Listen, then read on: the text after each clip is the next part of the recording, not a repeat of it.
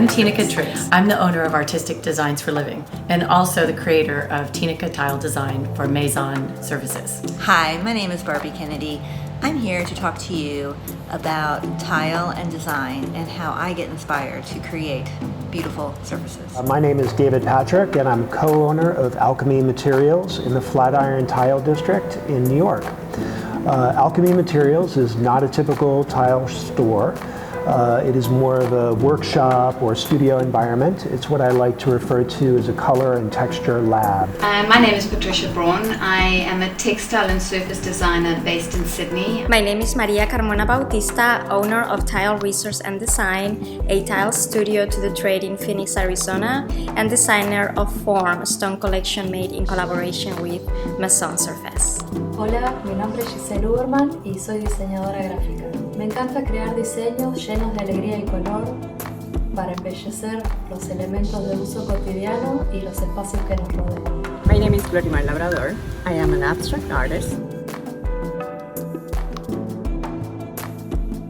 The key to my process is iteration. Of course, digital tools allow us to quickly iterate and refine, and to explore tangents and to allow for fortuitous discovery. I find that creative comes from either my drawing background or sketching, but also from nature, from travel, from history, and from other amazing artists and interior designers. Mi voz creativa se expresa a través del uso de la geometría y el color, lo cual considero lenguajes clásicos y universales. Podría decir que mi proceso creativo está siempre en funcionamiento y la observación de mi entorno y cualquier pequeño detalle puede ser para mí fuente de inspiración. My creative process starts with observation, leading to my illustrations. And in my illustrations, I try and capture motion with fine line detail. It can be an idea, it can be an object, it can be an experience, whatever it is just finding that one thing and building a story around that. It comes from within. It comes when I sleep. It's when I walk in the sand. I see the textures, I see the leaves, I see the colors. Nature speaks to me. I take all of that and then it's time to, see the colors and play with them, and it's almost like an experiment. I get stuck just like anybody else in my creative process. So what I try to do is take a step back, either go for a long walk, sit in meditation, just be. Sometimes creativity comes from the quietest places in your space. I love to travel, and with travel, that kind of unsticks me, and I find there's so much to see and learn from being outdoors, being outside, traveling, seeing the world. What I do is I go for a run, I go for a walk, I go to the beach, and I try to just not think and just feel and let nature, the energy that comes from nature, get into me. Cuando siento que estoy atravesando alguna etapa de bloqueo creativo, lo que mejor me funciona es lo simple.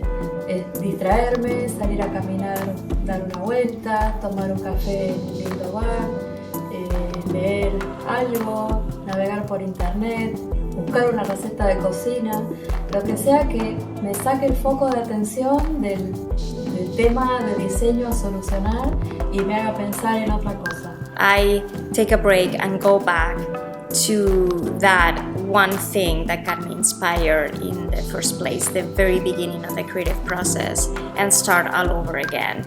Just evolving from that, recycling things that I truly loved and everything else, just ignoring and let it be noise.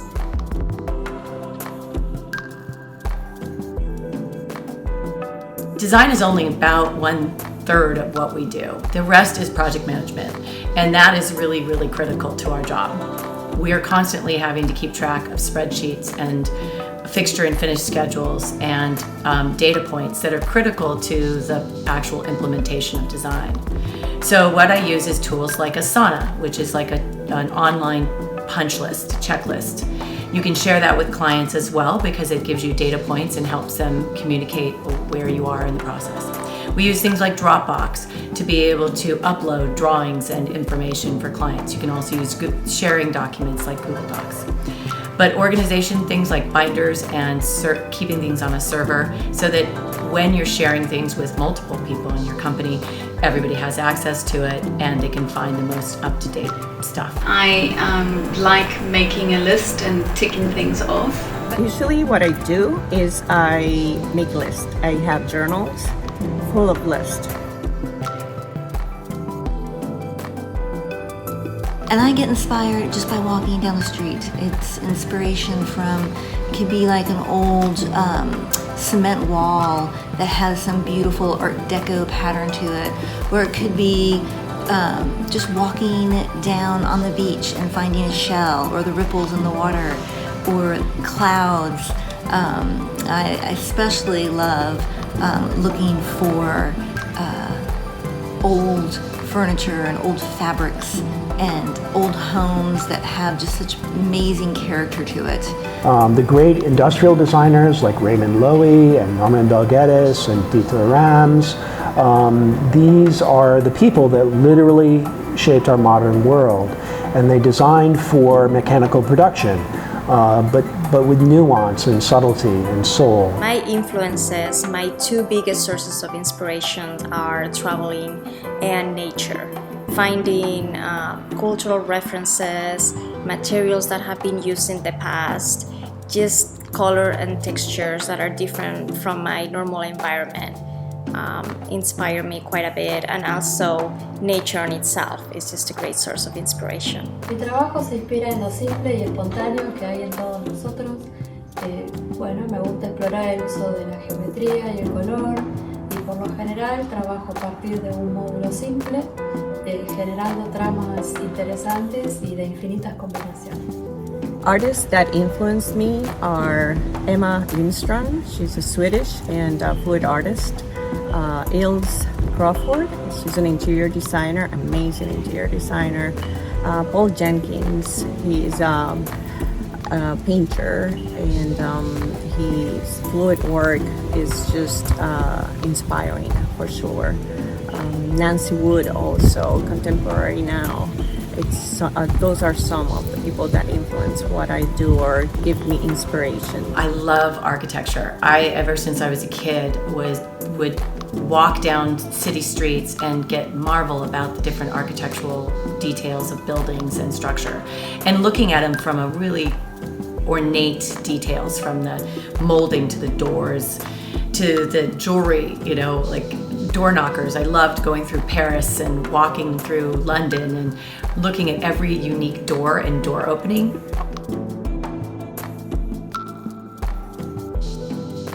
It depends, and I think one needs to start with knowing what you want. I usually, in this case, it would be designing a work of art.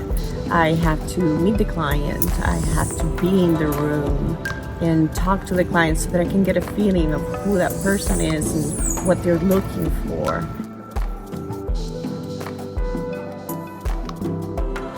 In my studio, I'm actually not that involved in current trends, and I don't have a good sense of it. Clients tend to come to me when they're seeking something that is beyond trend. It looks like it could be from 100 or 200 years ago, or something brand new that is destined to be a future classic. It doesn't matter so much what the particular style is, it is all about the quality and the way that it interacts with other elements in the space. Whilst I think that good design is timeless, the application of designs will be limitless in the future. Considero que la inteligencia artificial es uno de los campos que seguirá revolucionando nuestras vidas, y particularmente en el ámbito del diseño. El uso del diseño paramétrico potencia nuestras ideas, y el trabajo en conjunto del hombre con la computadora abre las puertas a lo que podríamos llamar la inteligencia infinita. We have to think about what's going to center us and bring us back to our core. So I think a lot of homes right now and people are looking at ways to create a sanctuary in their home or a place to escape. So we're needing to use our spaces differently than we did before. Our world of fast-paced change still exists, but we need to take a place to reset. So I think the future of design is going to become more about healing, using light energy to create balance in our house, having more of sanctuaries or spaces to get away to reset, and really enjoying your home in a way that helps focus you.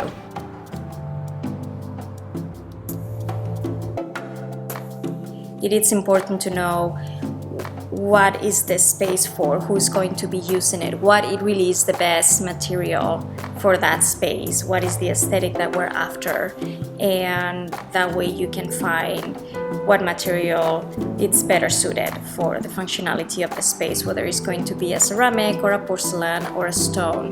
It really has a lot to do with function. Tile is an amazing component to any home.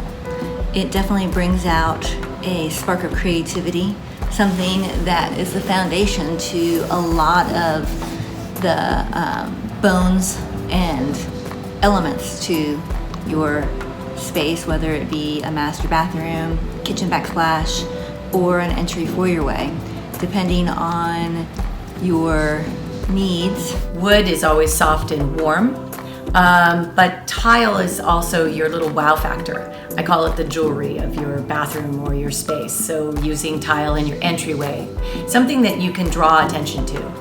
I love it as basically a design element. Use it also for practical reasons, when you actually need a surface that's going to get wet quite often, or if it's something that's getting heavy use a tile or stone. Carpet, usually in a closet or in your bedrooms for warmth and coziness on your feet.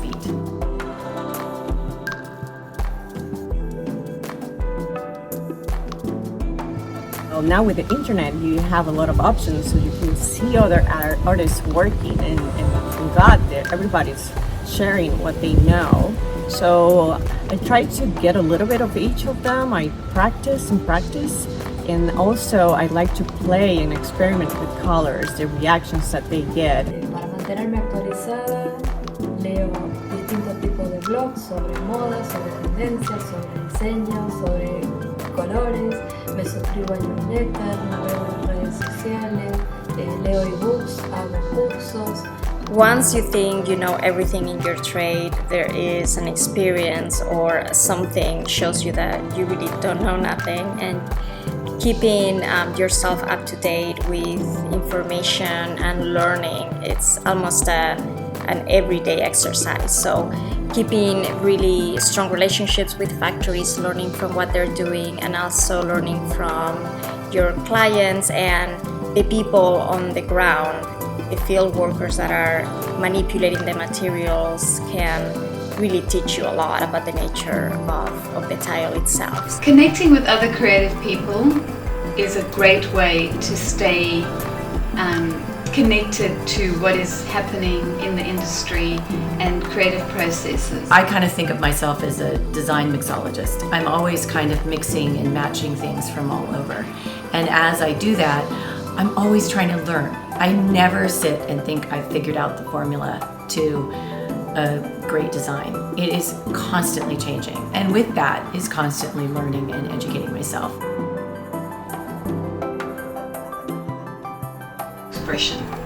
Expression is your voice, your creative voice, or your creative understanding of what you want. So as a designer, you express ideas and thoughts that are within you, and it's an expression of who you are. Si tuviera que definir qué es el diseño para mí con una sola palabra, diría que es todo. Es la forma en cómo soy yo, cómo pienso y cómo me manifiesto ante la vida. Dream. It's where an idea is born, and it's an idea that will come to life. It's bringing something ordinary to be extraordinary. It's creating. Fun. I do it because I love it. Story. Because designers really tell a story when they are designing a house or a project. And I would say that the materials they use are their words to tell that story.